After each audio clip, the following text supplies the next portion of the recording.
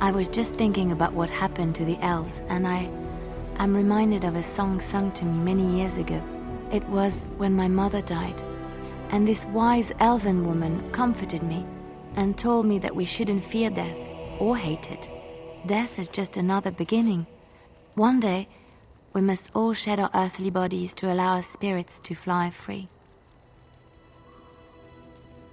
Then perhaps you know this song.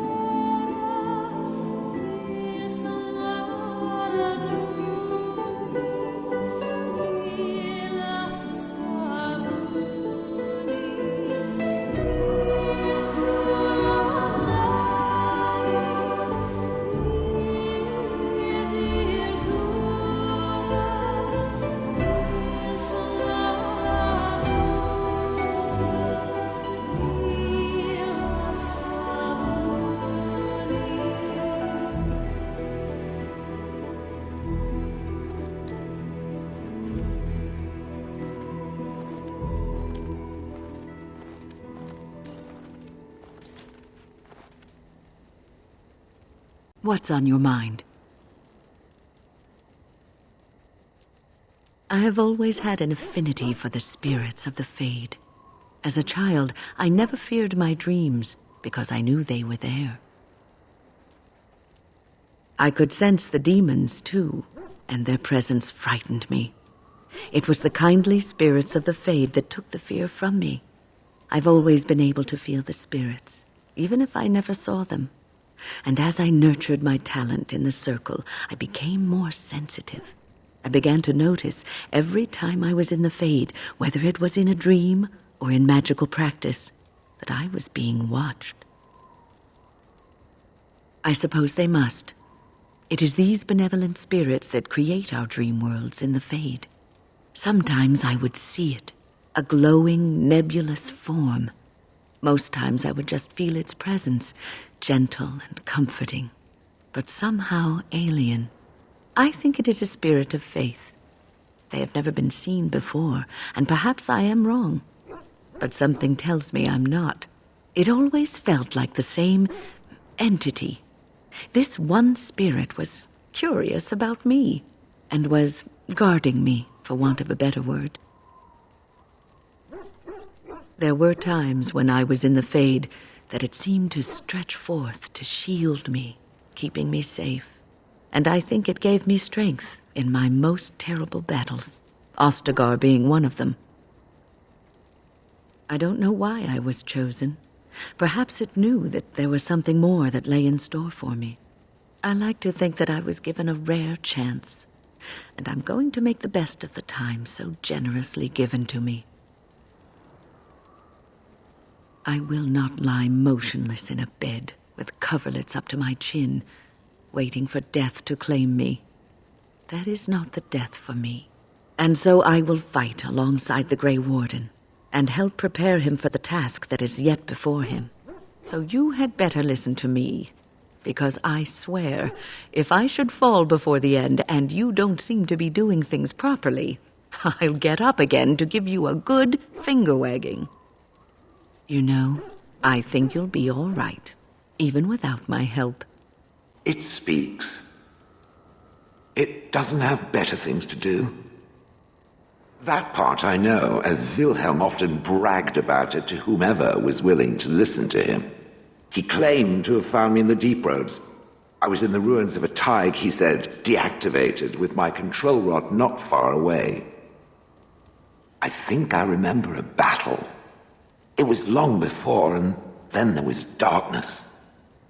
In short, no, I do not remember why I was there. It makes no difference.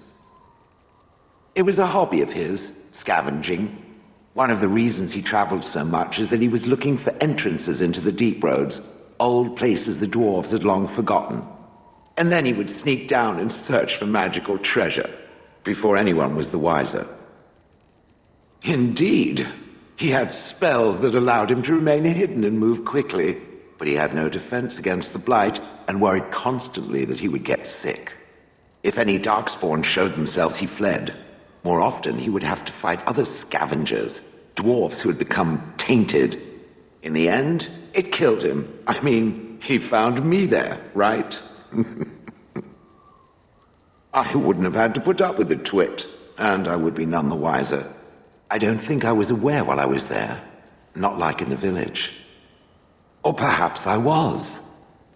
Perhaps that was the dark place, and I simply couldn't see anything. How long could even I sit in the darkness and stare out at nothing, never sleeping? Oh, I do not wish to think of that. No, that secretive bastard refused to tell me. I would ask and ask, but no. He used to say that one day, if I were compliant and didn't talk back at his wife, he would take me there and I could look around myself. Rotten, lying bastard.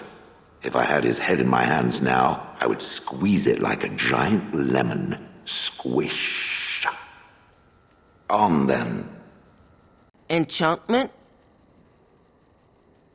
Oh, certainly, I can do that for you. Just come with me.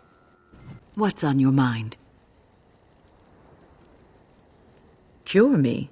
What, am I sick now? Even you know that you cannot cure the dead. And I'm not the only one dying. You are too. I'm just more efficient about it. Ah, child, your concern is heartwarming. But death comes to everyone, and it is not something to fear. People fear not death, but having life taken from them. Many waste the life given to them, occupying themselves with things that do not matter.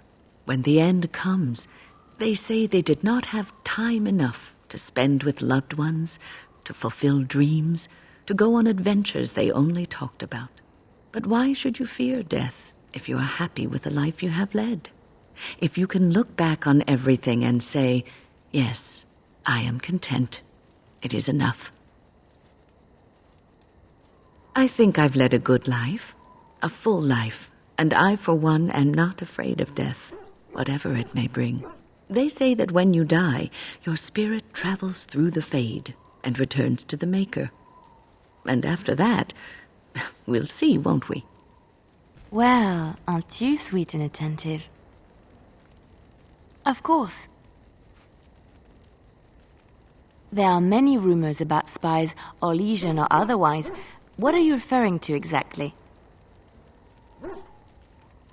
Oh, I see what you're getting at. Honestly? Yes. Why shouldn't I? Violence is not the only solution. People respond eagerly to others who they believe understand them. They seek approval, friendship, sometimes love. This can be exploited. They never complained. Well, they did, but usually after they found out what I had done. Never during. Everyone can be seduced by the right woman. The trick is predicting who she is and becoming her. Master the game, and no one can resist you. If I might be so bold, yes, I was quite good at it. Sometimes, all I had to do was toss a glance and a smile. Men read promises into such things and will go to great lengths to see that promise fulfilled. I could... what? Oh, aren't you funny? I see your point. We will slay this Darkspawn using conventional means, pointy sticks and all that. But come, it is getting late and there is much to be done.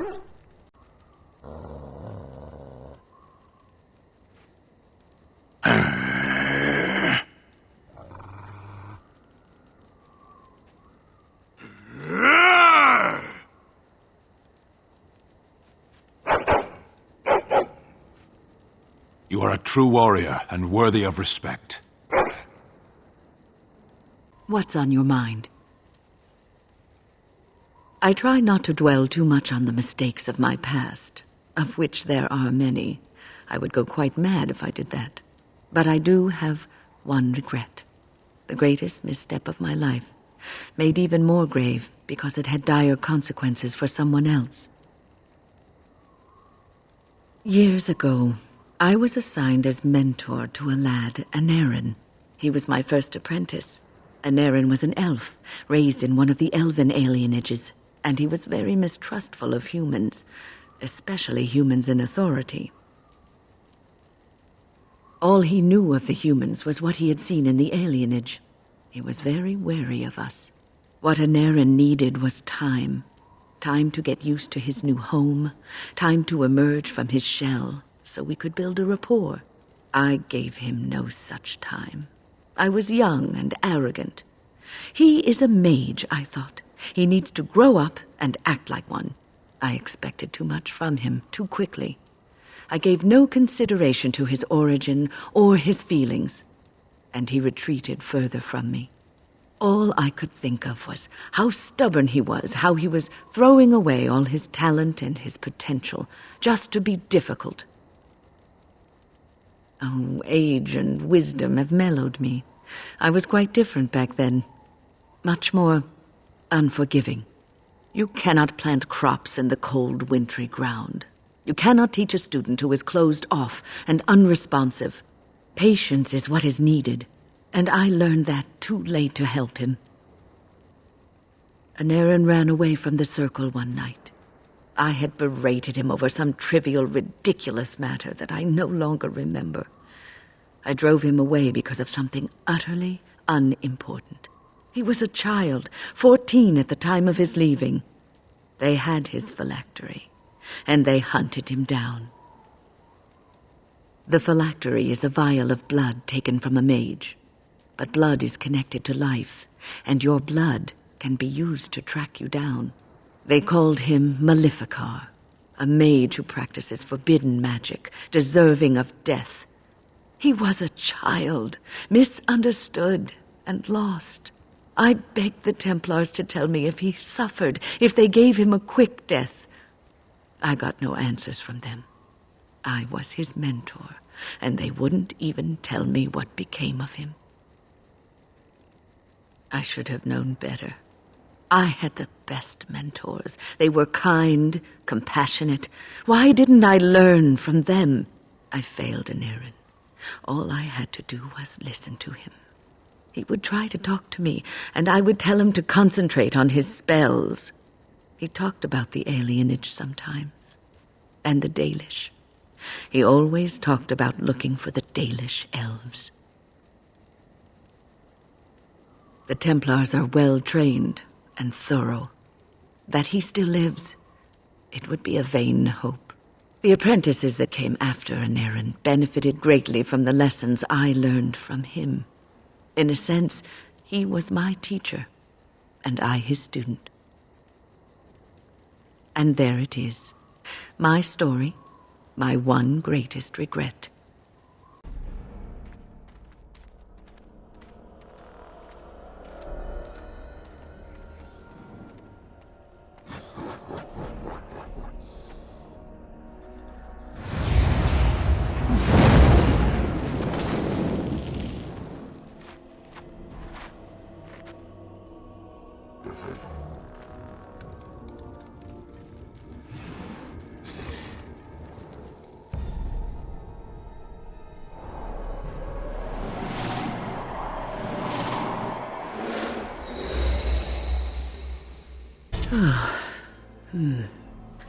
That was interesting and draining. I called forth the spirit that sustains me so that it could lend us aid. I did not realize it would take this much out of me. It seemed a good idea at the time, if a little rash. I think it may have weakened the spirit a little. Well, that's certainly conceivable. I suppose I shouldn't be using that particular trick to entertain children at parties. It's not a demon that requires controlling. Really, you need not fear it. I promise I'll be careful. And thank you. Your concern is touching. Andera Natishan Lethaline. The Keeper has charged me with finding your clan in the north, to bring them word of the Blight. If the Creators smile upon me, I shall find them in time for the coming battles. Is there word you wish me to bring to them? Manuvinen. I will do as you ask. Until we meet again, may the Creators watch over you. Andera Natishan, Grey Warden. Join us at the fire if you like, but haven't you got a war to get to? I appreciate you trying to find him, but what are the chances? Anarin the healer? You know Anarin? He lives? No, it can't be him. Perhaps it is a common elven name. No, I know of only one Anarin. Ah, it makes sense. Anarin said that he was from the human cities. You are old friends, then?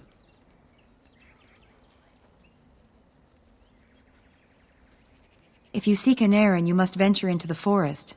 He prefers to be amidst the trees and the animals. Thank you all so much. Dareth Shirol.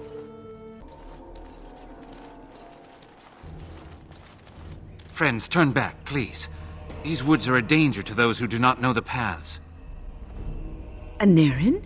Wait, I remember your face. But younger, more impulsive, stern. Wynn? I thought they had killed you. They very nearly did. The Templars found me while I was searching for the Dalish. They ran me through and left me for dead. I brought this on you. Oh, I was a dreadful mentor, harsh and impatient. I am sorry for the way I treated you. I've put that behind me, and you should too. I didn't fit in with the Templars in your chantry. My path lay elsewhere. Irving is a reasonable man. He will find some way for you to return. The Circle needs new blood. It needs to change. I have fond memories of Irving. He was always kind to me. I will consider your proposal, and perhaps I will speak with Irving. However, I promise nothing. Now, it is getting late and you have much to do. You should be on your way. No, we've spent enough time on my personal affairs. It is time for us to move on. Look at this. It's the hardened sap of a tree native to this forest. It's been something of a lucky charm for me, and now I want you to have it. Very well. I'm grateful. May your gods smile on you, Anarin. And on you. Thank you so much. You led me to Anarin. You persisted, even though I was sure all you were going to find was a dead end. I will never be able to repay you for what you've done for me. Finding Anarin allowed me to bring that chapter of my life to a close. I feel free. A great weight has been lifted off my heart.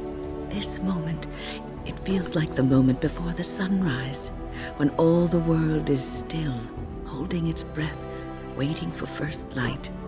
I can stop thinking about my past and look forward to the future. Thank you, my friend. You will always have my gratitude. I await your command. At times, perhaps. A world full of people and buildings and things was all very foreign to me. If I wished companionship, I ran with the wolves and flew with the birds. If I spoke, 'twas to the trees. For a time, but one can only remain a child for so long. I recall the first time I crept beyond the edge of the wilds. I did so in animal form, remaining in the shadows and watching these strange townsfolk from afar. I happened upon a noblewoman by her carriage, adorned in sparkling garments the likes of which I had never before seen. I was dazzled. This, to me, seemed what true wealth and beauty must be. I snuck up behind her and stole a hand mirror from the carriage. It was encrusted in gold and crystalline gemstones, and I hugged it to my chest with delight as I sped back to the wilds. She was not. Flemeth was furious with me. I was a child and had not yet come into my full power, and I had risked discovery for the sake of a pretty bauble. To teach me a lesson, Flemeth took the mirror and smashed it upon the ground. I was heartbroken. Beauty and love are fleeting and have no meaning. Survival has meaning. Power has meaning. Without those lessons, I would not be here today, as difficult as they might have been. They did indeed.